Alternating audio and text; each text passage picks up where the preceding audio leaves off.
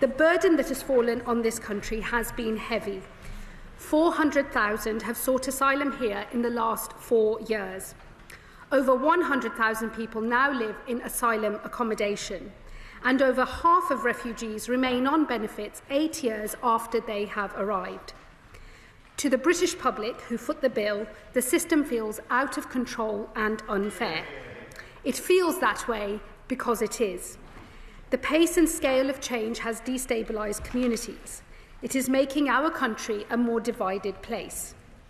There will never be a justification for the violence and racism of a minority. But if we fail to deal with this crisis, we will draw more people down a path that starts with anger and ends in hatred.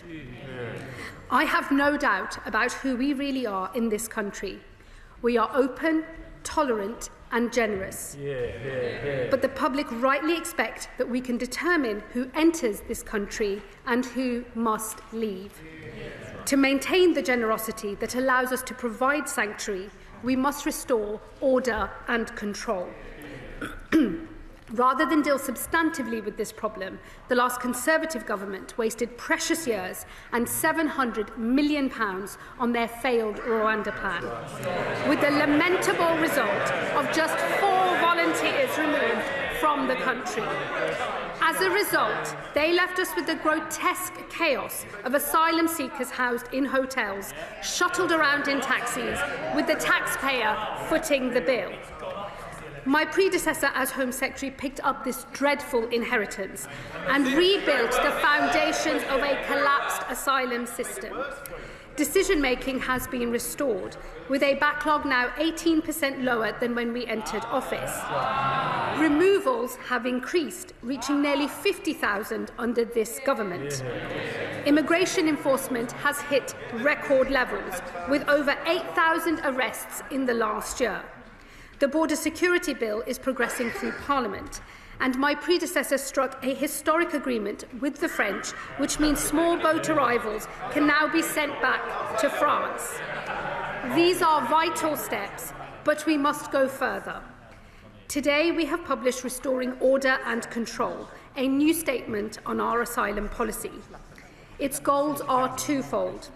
Firstly, to reduce illegal arrivals into this country, and secondly, to increase removals of those with no right to be here. It starts by accepting an uncomfortable truth. While asylum claims fall across Europe, they are rising here. And that is because of the comparative generosity of our asylum offer, when compared to so many of our European neighbours. This generosity is a factor that draws people to these shores on a path that runs through other safe countries. Nearly 40% come on small boats and over perilous channel crossings, but a roughly equal number come here legally via a visitor, work or study visa and then go on to claim asylum. They do so because refugee status is the most generous route into this country. An initial grant lasts 5 years, which is then converted almost automatically into permanent settled status. In other European countries, things are done differently. In Denmark, refugee status is temporary and they provide safety and sanctuary until it is possible for a refugee to return home. In recent years, asylum claims have hit a 40-year low. And now, across Europe, countries are tightening their systems in similar ways. We must act too. We will do so by making refugee status temporary, not permanent. A grant of refugee status will last 2.5 years, not 5. It will be renewed only if it is impossible for a refugee to return home. Permanent settlement will now come at 20 years, not 5.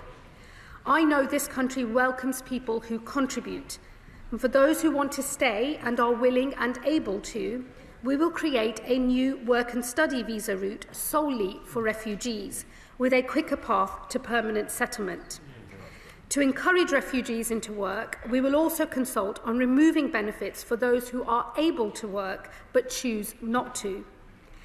Outside of the most exceptional circumstances, family reunion will not be possible, with a refugee only able to bring family over if they have joined a work and study route and if qualifying tests are met. While over 50,000 were granted refugee status in the last year, more than 100,000 claimants and failed asylum seekers remain in taxpayer-funded accommodation.